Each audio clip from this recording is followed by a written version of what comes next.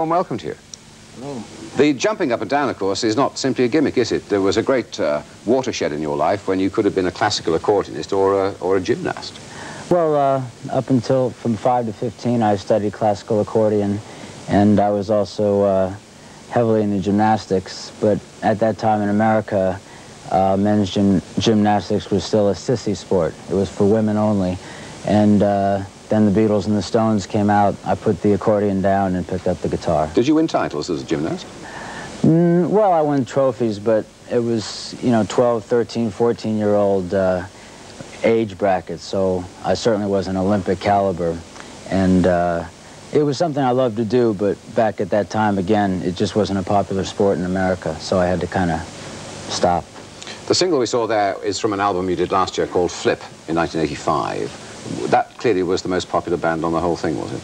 Yeah, it was the first single released on it, and now we're working on had a great tour here that finished just around Christmas, and we're working on a double live album. It should be out, I hope, mid-March. Did you ever make Christmas at home?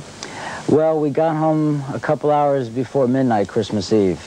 Our last show was the 23rd in St. Austell, yeah. So we rushed to London and made it home just in time. Well, St. Austell is just about as close as you can get to America and England, I imagine, down there in the West Coast. Yeah, it was, I didn't realize how far away it was, but we did get home for Christmas, which was nice. And you got a performance at the Palladium on, got the date down somewhere, is it the 16th? Yeah, the 16th. Yeah. It's been moved from somewhere else. Well, it was in a smaller place, and we moved it to a little bigger theater. It's a solo, it's an acoustic show.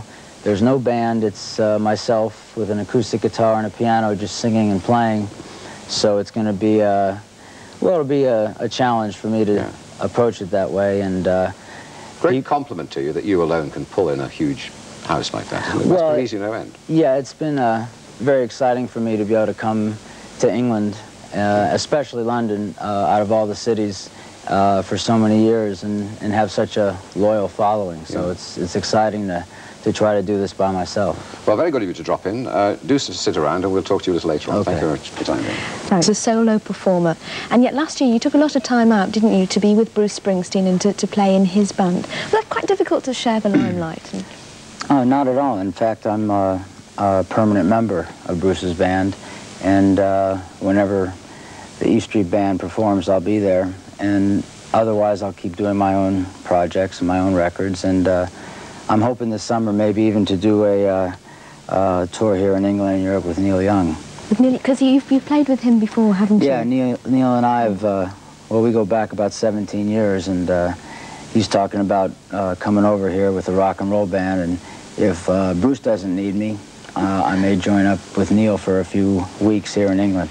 Do you find that being with another musician enriches your own musical skills or your musical awareness? Oh, absolutely. Of course, it depends on the musician, but I love my own music, but anytime you have an opportunity to work with somebody like Neil Young or Bruce Springsteen, it's very inspiring, and you gain a lot of confidence, among other things, so I would never pass up an opportunity like that.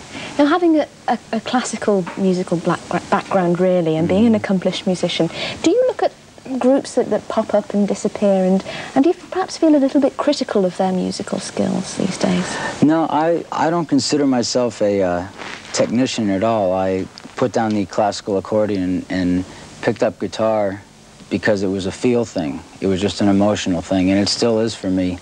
So to me, that's the beauty of music, is if it touches you emotionally, then you love it and you want to buy it, and if it doesn't matter. So the technical side really doesn't matter to me. It's just a feel thing. Well, we wish you well with your concert at the London Palladium. What was the date again? Sunday the 16th. Why didn't you pick a big place? We wish you luck with that. Thank I have you. to leave you now because Sue Carpenter is waiting to give us the closing news headlines. Unless you were Imperial, if you ate off yellow, you had your head cut off, so we're very special. And I have to tell you off because Sue always gets left out of these tasting things. Sue first. Well, we have to say thank you to Nils, and thank you very much,